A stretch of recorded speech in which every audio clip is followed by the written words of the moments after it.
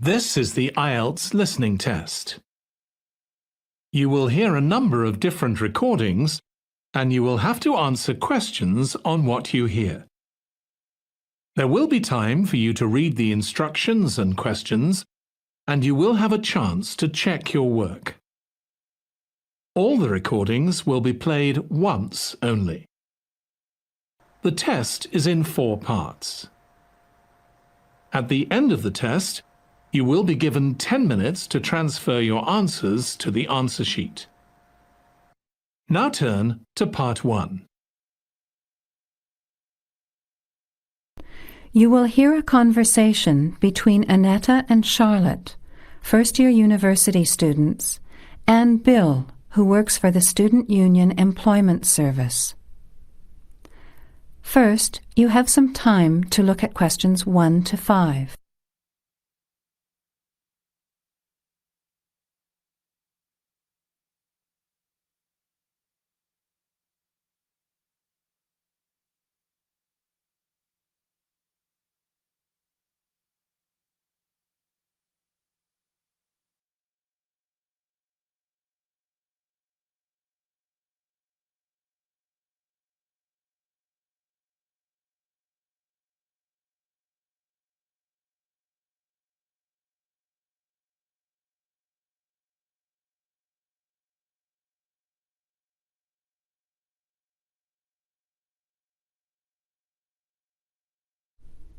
Now, let's begin.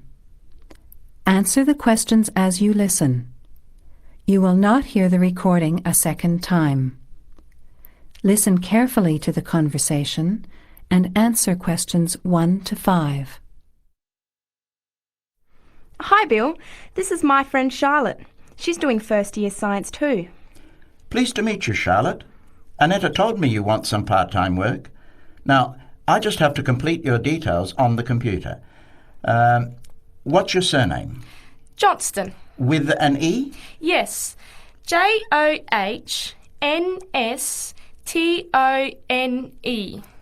I know that you live in the Heathfield Street student residence, but I can't remember the street number there.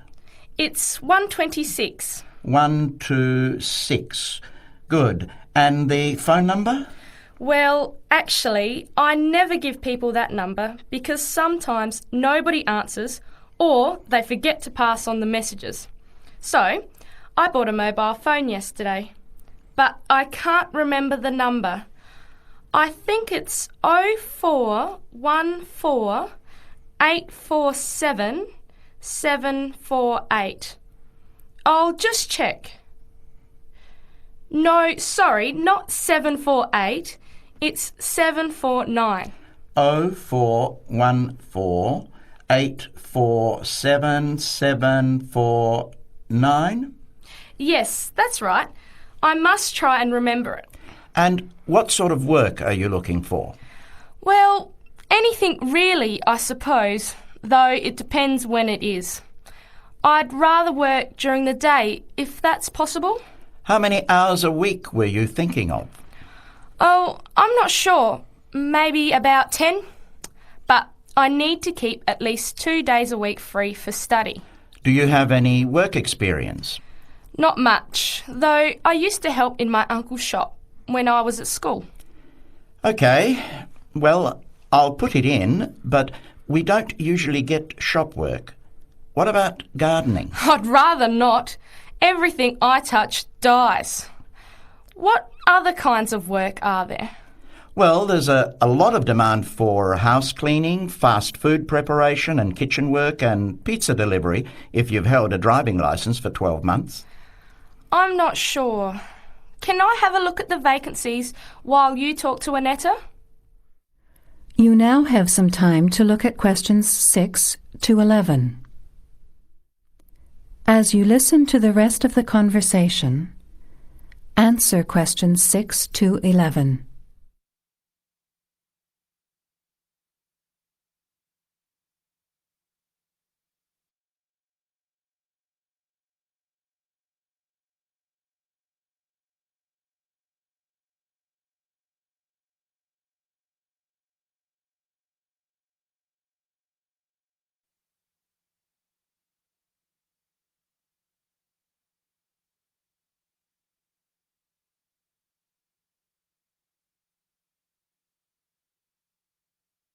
Bill, I'd like to change my job.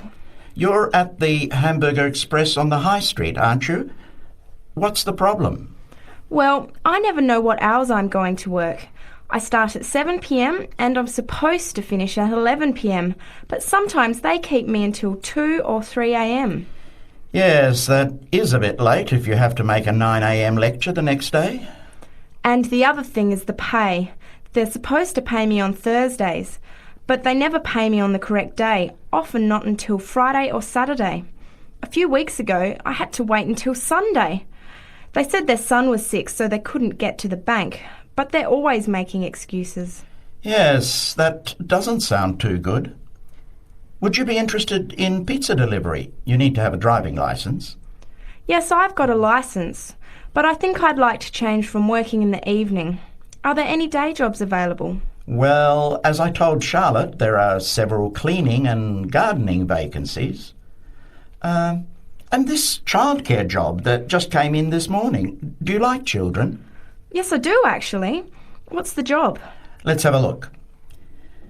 Collect the boy aged 4 from kindergarten at 3 p.m. Pick up the other 2 girls who are aged 6 and 9 from the primary school at 3:15. You take them home and look after them. The parents will be home by 7. That sounds quite good. What about the pay? It's the same as you're earning now, 4 hours a day, Monday to Friday, so 20 hours a week. You need to contact Mrs. Alicia Thompson. Her phone number is 91045629 and she lives in Springfield. I've never been to Springfield. I hope I don't get lost. Don't worry. It sounds quite straightforward. Let's have a look at the street directory. The Thompsons live here in Tulip Street, number 252. So you catch the 631 bus, get off here next to the post office in Daisy Terrace. Walk past the post office to the corner, and on the opposite corner is the kindergarten. Then walk down Daffodil Place and cross over to the primary school. Then keep going down Daffodil Place to the corner and turn right into Tulip Street. That is the end of part 1. You have half a minute to check your answers.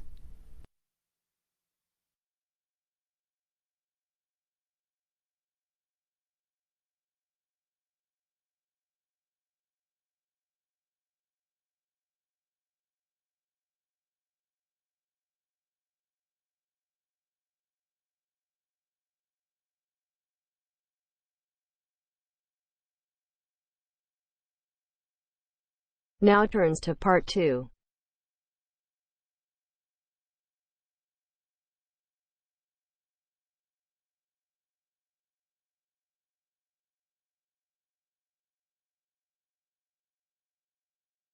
You are going to hear an interviewer who is interviewing Alan. He made a great discovery of Mungo National Park. First look at questions 11 to 15.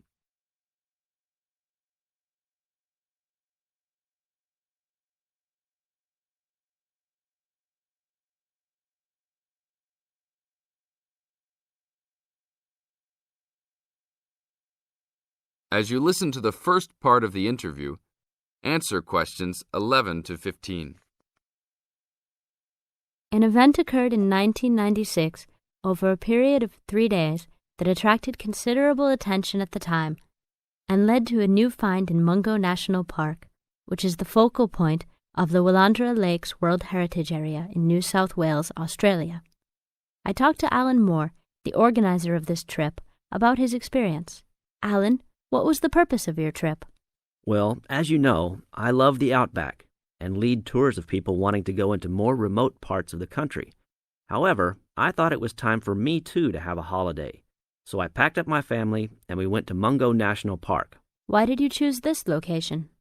It holds a record of Aboriginal life stretching back over 40,000 years. And of course, I wanted my young kids to be amazed by the main feature of the park, the remarkable Walls of China, as they're called, where wind and water erosion have exposed this long history. I see. What was the weather like?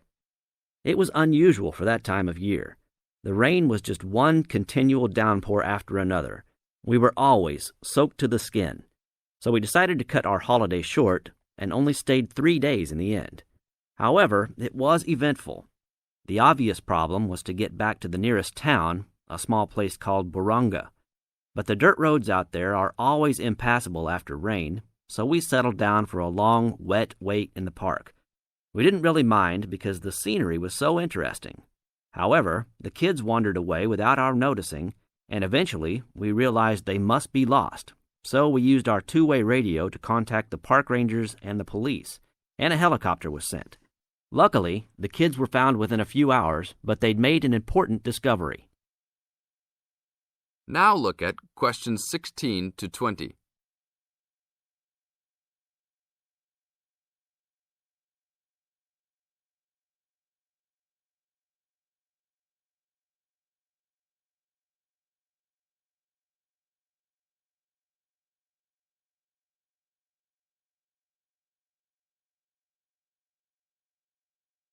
As the talk continues, answer questions 16 to 20.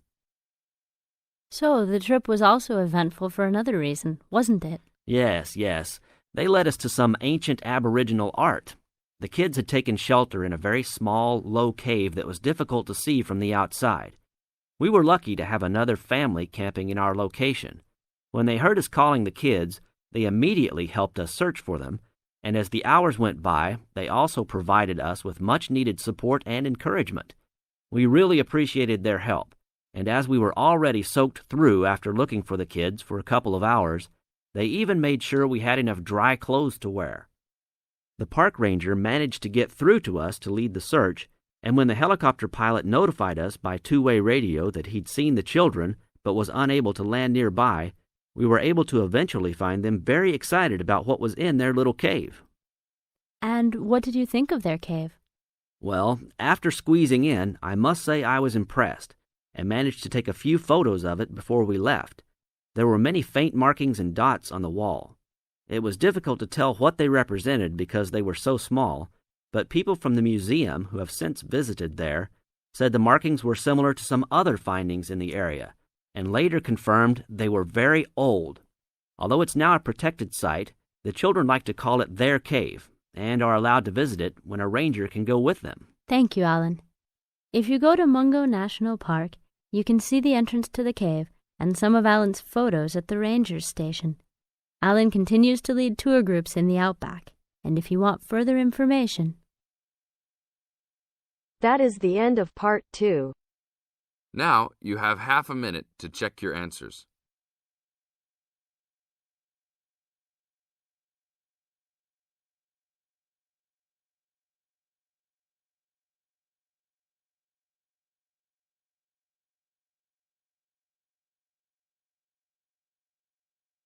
Now turns to part 3.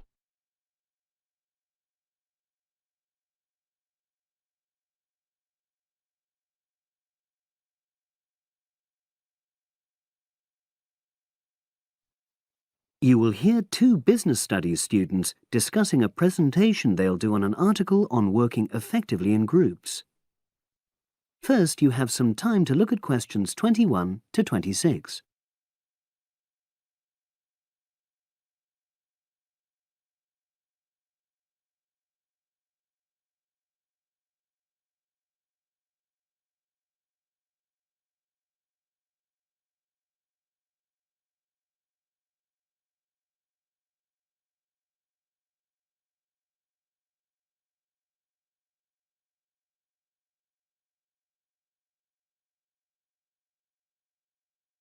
Now listen and answer questions 21 to 26. So, Brad, what did you think of the article on group work? Oh, hi, Helen. Yeah, it was pretty good, with helpful pieces of advice on how to make group work effective. I think we were lucky to be given such a straightforward text to present at the management skills seminar. Yeah. Actually, shall we discuss it now? Have you got time? Sure. It's only a 10-minute presentation, so we just need to explain and then give our views on the main points raised in the article. I'll jot down some notes. Right. So, there are 3 main sections. I suggest we start with listening. Yeah, effective listening in groups, because it's not something that's frequently covered on courses in our field. No, and we should say that in the presentation. Yeah, and also effective listening's pretty simple, you know. I don't think it's hard to learn. Well, people think it's easy, but in my experience, most of us tend to be very lazy listeners. Okay, I wouldn't argue with that. Something I do think we should emphasize is the power of the listener's posture, gestures, etc., in making speakers feel respected. Not that you're just waiting for them to finish before jumping in with your own ideas. Uh-huh. Okay, right. The next section is on goal setting. Let's make sure we're clear what the article says on this. Yeah. Well, firstly, it says that all group members must be given time to explain their own goals. That's it, yeah. And then did it say that the whole group should agree on common goals? That's a bit too strong. It's more that everyone's agendas should be equally acceptable. But it does say that goals have to be realistic, you know. Achievable within a particular time? You've got it. That's really what the article's saying. There isn't really any point in having ideals if group members know they won't come to anything within a reasonable period. So, I think a summary covering those points will be enough for that part of the presentation, don't you? Yep. Now, the last section is about conflict resolution. Actually, I thought it was the worst part of the article. Me too. I don't think it went into sufficient detail on the issue. Actually, I thought it devoted too much space to it, but that it was all rather boring, you know? It didn't mention some of the more radical theories. Absolutely. I found that really irritating. Right, and also I think it could have said more about conflict sometimes being healthy in groups. Absolutely. It just mentioned rather glibly about how we should avoid thinking of winners and losers, and that quick resolution of conflict is always desirable. Without explaining what these terms mean? Well, it gives quite detailed definitions, but doesn't develop a proper argument. Right.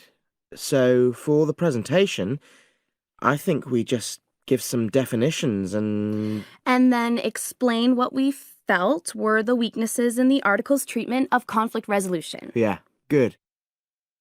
Now you have some time to look at questions 27 to 30.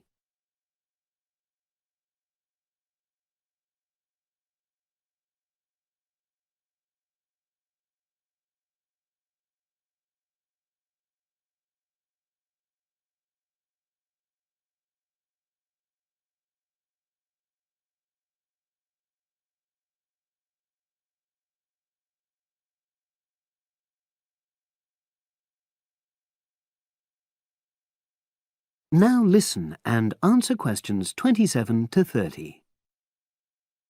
So, let's think about what we have to prepare for the actual presentation. Well, I suppose we'll use PowerPoint, but I'm hopeless at using it, especially if it has any visuals. I really have to look into doing a course on it because I know I'll need it in the future. Don't worry, I'm quite happy using PowerPoint and I'll put it together when everything else is ready. That's a relief. But yes, do that later. Okay. Now, I heard the tutor saying we have to include some well-chosen quotations from the article. I'm not sure if we do. I'll email him to find out. No need, I can just have a look at the specs he gave us when he set the task. That'll be quicker. But the tutor definitely said we have to prepare a handout to go with the talk. I'm not really sure how we do that. Sarah did one last year. Who's she? She's doing the same option as me on marketing. I'll ask her advice on what to include. Great. So that just leaves the bibliography at the end. I suppose it'll mainly be articles. Yeah. So we'll just look on the web, and we can leave that till later. But we've been advised against that. Well, we could have a look through some journals in the library. I think we should start by looking through module handbooks. I think that'll give us some good leads. Yeah, you're probably right. So that's all the topics. That is the end of part 3. You now have half a minute to check your answers.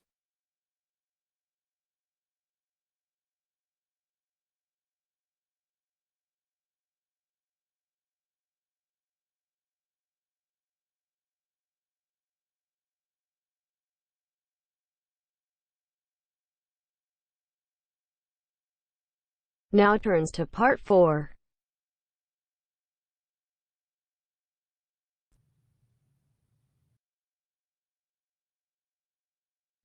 You'll hear a lecturer talking to students about sport in Ireland. First, you have some time to look at questions 31 to 33.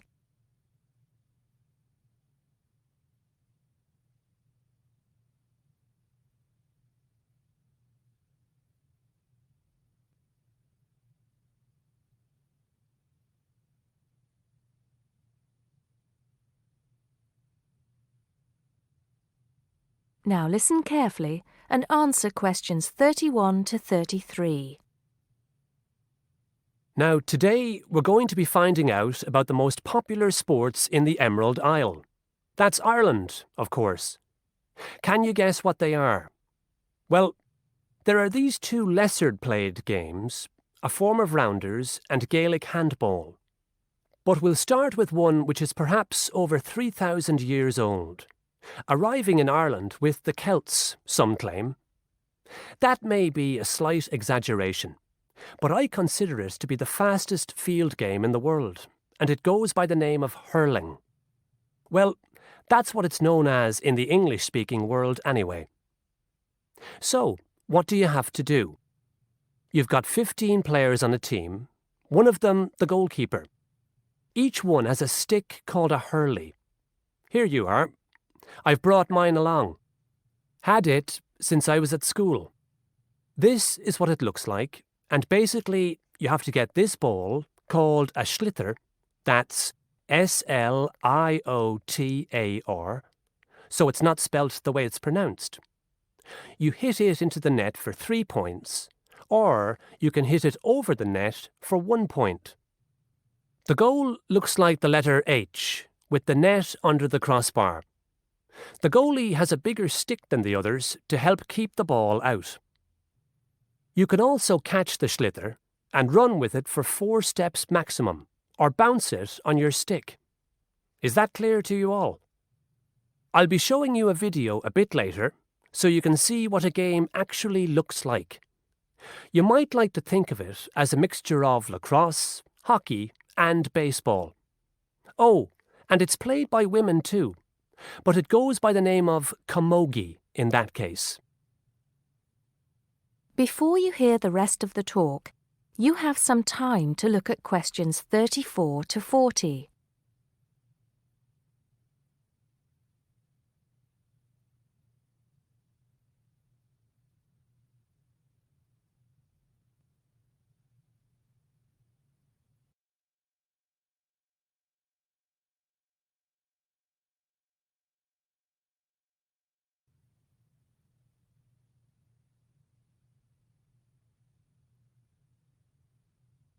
Now listen and answer questions 34 to 40. I'll give you a bit of the history, shall I now? Generally, the golden age of the game is considered to be the 18th century. But systematic rules were first agreed and drawn up at that great shrine of learning, Trinity College Dublin, in 1879, founding the Irish Hurling Union, closely followed just a few years later by the formation of the Gaelic Athletics Association. With greater organisation last century, the All-Ireland Hurling Championship got off to a flying start, and I'm proud to say that my own native city of Cork has won more than 20 titles over the years. But then, so have Kilkenny and Tipperary. Is it only played in Ireland? No. Well, it is the only country with a national team at the moment, but you may be surprised to discover there are hurling clubs in London, as well as in America and Argentina, to name just a few. The other game I'd like to take a little time to introduce you to is Gaelic football, which is played on the same pitch as hurling with the same number of players, but there's no net. You just have to get the ball over your opponent's goalposts. And you can do that by kicking or punching the ball. However, you're not supposed to do that to the players, I might add. Imagine it as a combination of soccer and basketball. But in my opinion, it's a more exciting spectacle than either of those. Excuse my bias, if you will. It's also very popular with women. In fact, there are more women's teams than for any other sport. Whether despite or because of the physical contact involved, I wouldn't like to say. They do play a shorter game, 60 minutes, rather than the men's 70. So, let's have a look. If we can have the lights down, I'll see if I can get this technology to work. That is the end of part 4. You now have half a minute to check your answers.